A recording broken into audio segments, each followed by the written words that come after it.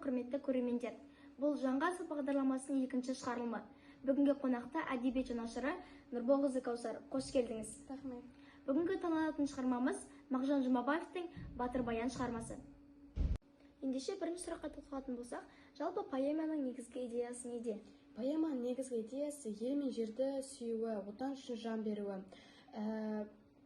Батыр баян образ арқылы Мағжан Жұмабаев ерлікті, батырлықты бейнелейді. Ендеше кезекті сұрағымыз, баян батырдың тұлғасы арқылы автор қандай адамгершілік қасиеттерді дәріптейді? Мағжан Жұмабаев баян арқылы әділдікті, сүйіспеншілікті, отанға деген махаббатты дәріптейді. Жауабыңызға рахмет. Жалпы поэмадағы баян мен ноян арасындағы қайшылықты түп мәні неде деп ойлайсыз? Баян ел қорғаған батыр, ал ноян махаббатқа берілген жас бала. Екеуінің қақтығысы отан мен махаббат арасындағы тартыс.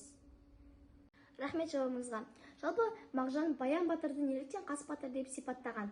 Қас батыр бұл тек батыр емес, рухани тұрғыда да биік тұлға. Яғни баян елін сезімінен жоғары қойған адам. Керемет жауап. Мағжан баянның бейнесі арқылы 20 ғасырдағы қазақ қоғамына қандай үндеу тастайды?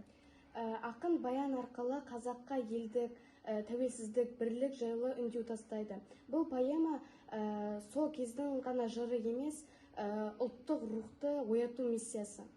Батыр баян шығармасы тек қана батырлықты, ерлікті дәріптейтін шығармалардың бірі ғана емес, сонымен қатар ұлттық рухты, ұлттық болмысымызды көтеретін шығармаларымыздың бірі. Сізге келгеніңізге рахмет, шынды әңгіме болды.